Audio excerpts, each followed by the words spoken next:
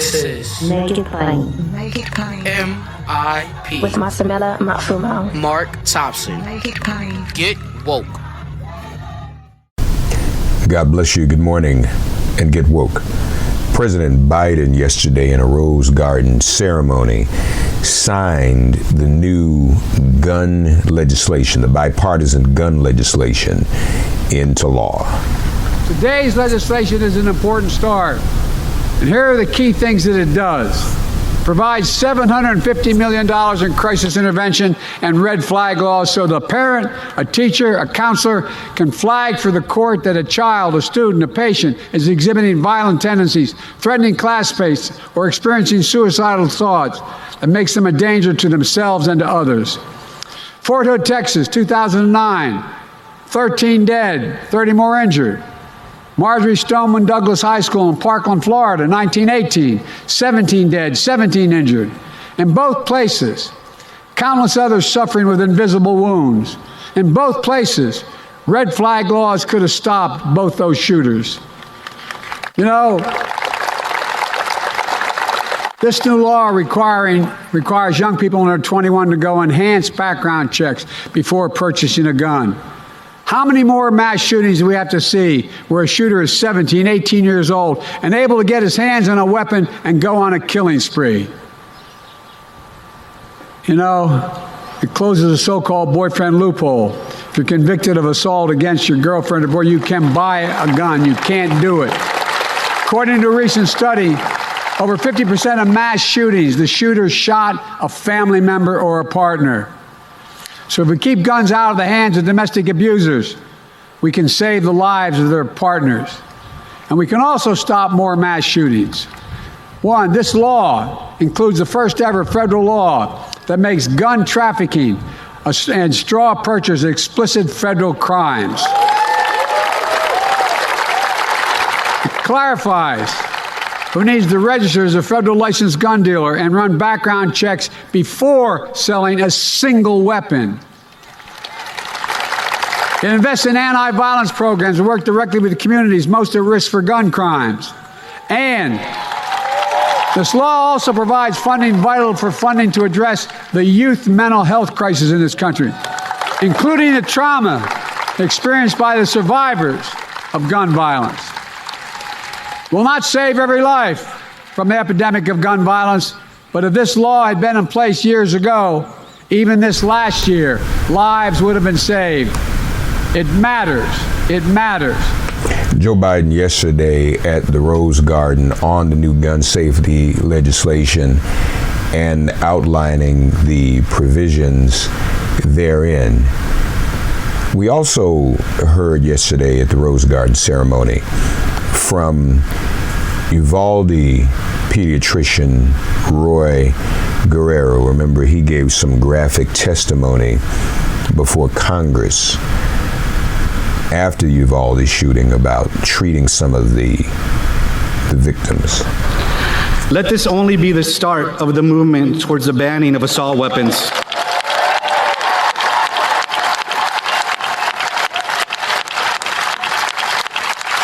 As I have said before, adults are stubborn. We're resistant to change, even when the change will make things better for ourselves, but especially when we think we're immune to the fallout. As we have seen, no community is immune to the fallout. Rather, the fallout is landing in our backyard on a weekly basis. I commend the bipartisan legislators who worked tirelessly to pass this bill. I thank President Biden and Vice President Harris for always standing with the community of Uvalde and allowing our voices to be heard. I invite everyone to move forward from this start of the change that will allow all of our children to make it to the end of our fight, which is a world where safety in schools is never doubted and weapons of war are not allowed in our communities. I see children daily with PTSD and anxiety that's now leading to depression. I spend half my days convincing kids that no one is coming for them and that they are safe knowing, and that they're safe. But how do I say that knowing that the very weapons used in the attack are still freely available? They most certainly are. And we also heard yesterday from Garnell Whitfield, whose mother at 86 was the eldest Buffalo shooting victim. I'd like to begin my remarks by saying the names of the victims of the Buffalo Massacre. Roberta Drury, Celestine Cheney, Andre McNeil, Hayward Patterson, Catherine Massey, Margus D. Morrison, Aaron Salter, Geraldine Talley, Pearl Young, and Mrs. Ruth E. Whitfield, our 86-year-old mother, all of whom went to the only supermarket in their community on May 14th to pick up groceries, believing that they were safe. But they were not. The devastating reality is that an individual armed with a weapon of war walked in with cameras rolling and massacred them in the name of a hateful ideology. My family, our families, and our community are devastated, but their intent to divide us and to promulgate further violence within our community has failed miserably. For we have instead chosen to love over hate, to speak out rather than stay silent, and to stand with those courageous enough to lead us to the signing of the most impactful gun legislation in over 30 years. We're truly grateful for this day, but we know that this is only the first step. This new law will undoubtedly help and in some cases prevent future tragedies, but there is much more to do. We must address white supremacy and direct domestic terrorism.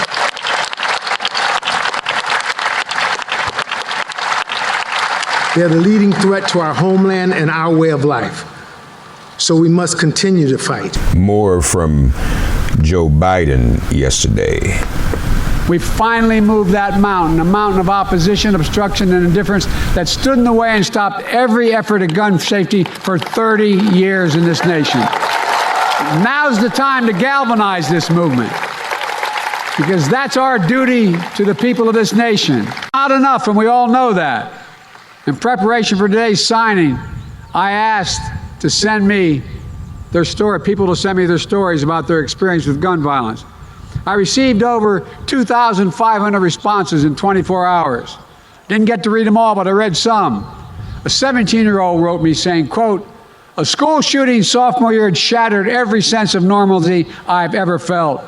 Almost 3 years later, I still have nightmares." 24-year-old wrote about growing up in what was, quote, "seemingly endless era of gun violence." A 40-year-old wrote me about two friends shot and killed by abusive partners and former partners. Someone else wrote me about a 6-year-old child who, sitting near his father's coffin, was asking, quote, "Why is Daddy in that scary box? Wake up, Daddy. Wake up, Daddy." His father had been gunned down. I read these stories and so many others. So many others. And you know, I see the statistics. Over 40,000 people died from gunshot wounds last year in the United States. 25,000 by suicide. I think, can this really be the United States of America? Joe Biden once again at the Rose Garden ceremony just yesterday. But someone who we had the privilege of chatting to briefly several weeks ago and aired it on the show, Manuel Oliver, whose son was killed in the Parkland, Florida shooting at Marjory Stoneman Douglas High School, did interrupt the president.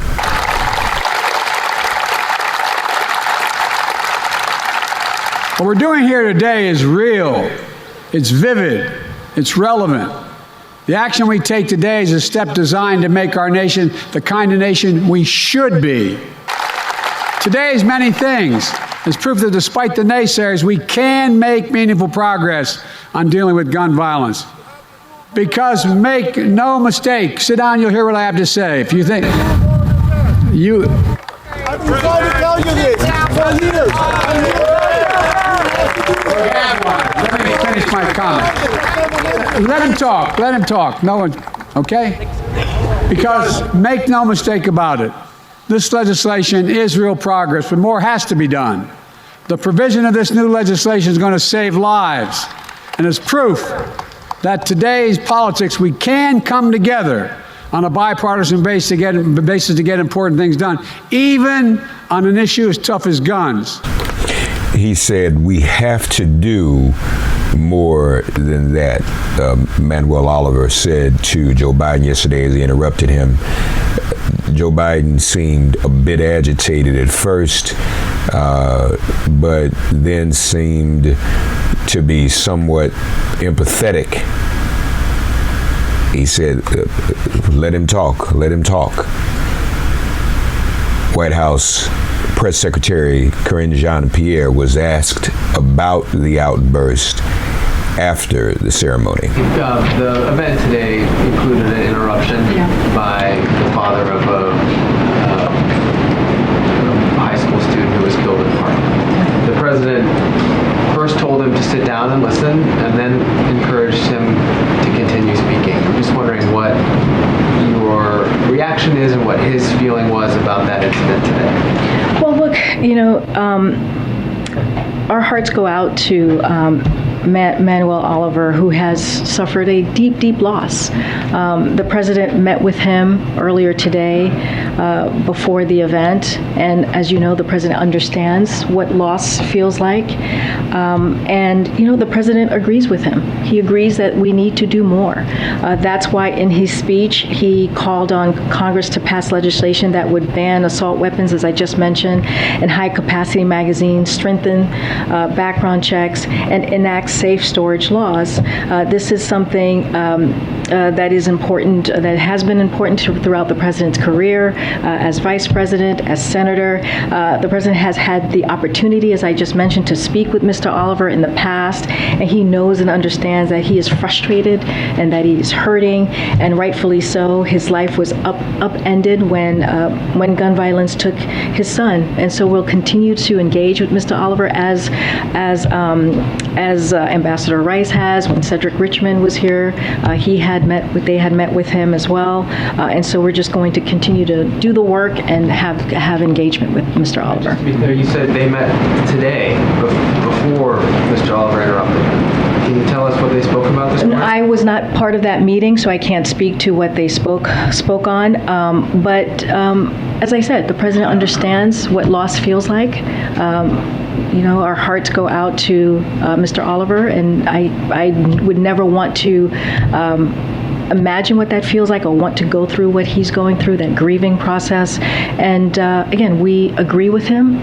We need to do more. The president stated that in his speech today. He has mentioned that almost every time that he has spoken about gun reform and what needs to be done, what else needs to be done to really make a change. This is a public health emergency that we're dealing with when we talk about gun violence. So we're going to continue to do the work. Thank you. Manuel Oliver spoke with CNN later in the day after his protest at the White House. This is like giving a green light to Congress to wait another 30 years to do something else. But guess what? We're not going to let that happen. I was yesterday working on this in the city of Orlando. I was a week ago in Philadelphia, and I will be next week in Texas. So for me, again, this is just part of a process, and anyone that thinks that this is a new start, a new beginning, is probably showing that we can slow down our activism. Not me, not Joaquin, not my wife Patricia, and not the thousands of kids that are out there. He also spoke later in the day to CBS News. I think it's a good set of bills. I don't like to call it a first step. That will underestimate years of hard work from activists. So you cannot call a first step a reaction that is only being there for the last 2 weeks from some conservative representatives that did nothing after my son was shot. I like to think this is a part of a process. It's not the beginning of anything. It's not the end and the beginning of something. It's not a first step. It's a baby step, and we need to keep on doing things to get real things done. My son was murdered with a kid that had access to an assault weapon, which is not banned, and had multiple red flags on him. And as long as we don't hit this by the root, by the problem that's really creating these 45,000 victims per year, we're not going to solve the issue. So Manuel, tell us, so you're asking the president to open an office in the administration to deal exclusively with the problem of gun violence. What else would you like to see happen specifically when it comes to these weapons? Would you like to see a ban? Would you like to see the age raised? What do you think needs to happen? Yes, not only me, President Biden also asked for that. I remember President Biden asking this group of legislators to add the ban of assault weapons and the universal background check to these bills, and of course raising the age. And both, all three things were out of any conversation, out of the table. So as much as I want to see that, I know that Biden cannot ban assault weapons, but I do know that Biden can open an office, and that will start another attitude, another presidential attitude, more aggressive and more in tune with what gun violence means for us as civilians. Where have we heard that before? The call for a White House office on gun violence. We've heard that from our good friend Igor Volsky at Guns Down America. We face literally a moral choice in this country. Moral choice with profound real world implications. Will we take wise steps to fulfill the responsibility to protect the innocent and while keeping faith with the constitutional rights? Will we match thoughts and prayers with action? I say yes, and that's what we're doing here today. Ladies and gentlemen, joining us, Senior Advisor to the White House Domestic Policy Council, Stefanie Feldman. Ms. Feldman, how are you today? I am doing well, thank you. Thanks for the opportunity to talk. And thank you for being here. Big ceremony in the Rose Garden today. If you could summarize what today meant and what it will mean going forward when it comes to gun safety. We had the opportunity today at the White House to host hundreds of people who lost loved ones to gun violence or survived gun violence themselves. They've been fighting for years, sometimes decades, just as President Biden has, to make progress on legislation to reduce gun violence. It's been 30 years since we've had significant legislation, and today President Biden commemorated that he recently signed the Bipartisan Safer Communities Act, which is going to mean real funding going into communities for mental health, for community violence interventions, to support crisis interventions, including extreme risk protection order laws. It means real changes in our laws, including enhanced background checks for young people who are trying to buy a gun and are under age 21, a number of other measures. It's not everything. The president was very clear today that there's so much more we need to do, and we need to use this day, this moment, to build momentum, to drive forward toward additional progress, because there are a lot of additional lives that we need to save. It also, if I'm not mistaken, contains the first ever federal law making gun trafficking and straw purchases actual federal crimes, correct? That's absolutely right. We're giving our prosecutors additional tools to make sure that we're keeping guns off of our streets when they shouldn't be on our streets, and making sure that law-abiding citizens are able to access guns, but people who want to use the guns to commit crimes can't. And it also, is there a change in the registration when it comes to people actually buying guns, those who are licensed as gun dealers and all of that? Are there modifications to that as well? So not if you are a person buying a gun, but if you are a gun dealer, absolutely, you are correct. So it does make an important clarification to the existing law. In our country, people who are in the business of selling firearms have to become registered licensed firearms dealers. And because they are licensed dealers, they're supposed to run background checks on gun sales. That's one of the best tools we have to keep guns out of the hands of felons, domestic abusers. And so we need to expand the number of people required to run background checks. And we are making progress on that through this legislation. There are also in this red flag laws. Can you tell us a little bit more about those?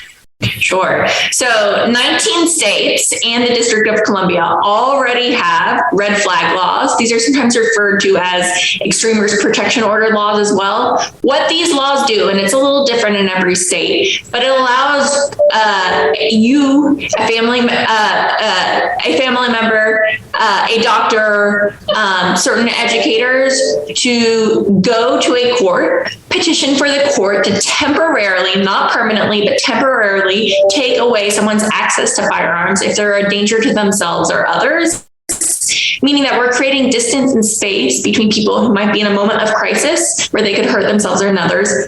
And we're creating space between them and their firearms so they can get help. What this law does is it gives states $750 million to set up these laws if they haven't done so already, to further expand those laws if they have them today, or to set up other crisis intervention programs. And politically, that'll put some of these states to the test to see if they're really serious about this, because we know some of those states are Republican controlled. The rhetoric, even from Mitch McConnell, mental health, they put it all on that. So this will be a real challenge to some of those states to step up, won't it? Well, I think we've already seen some, what you might call more conservative states enact red flag laws, and they've seen that there hasn't been some sort of it hasn't upended their system. It hasn't disgruntled law-abiding gun owners. All it's done is prevented mass shootings, prevented deaths.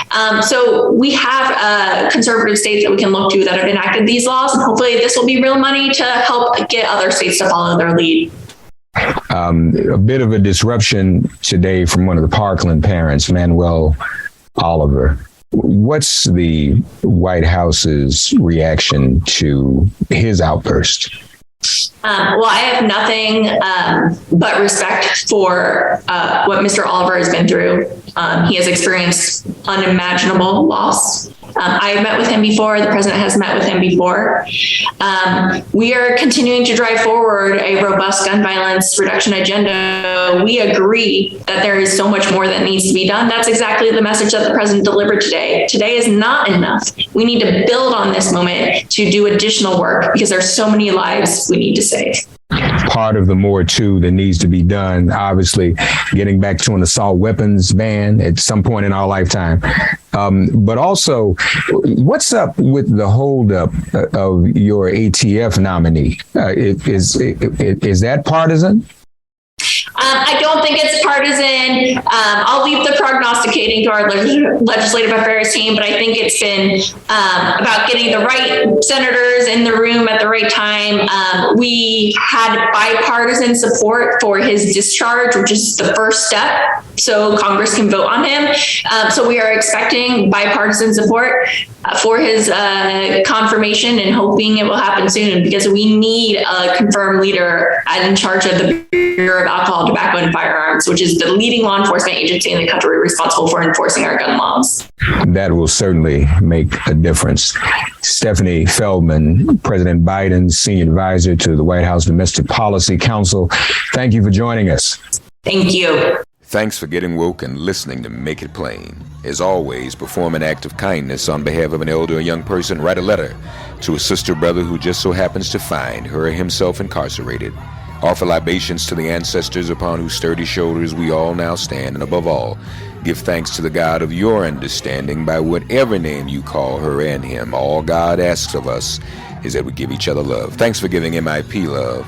And please remember to subscribe and give us a 5-star rating. If all hearts and minds are clear, it has been made plain.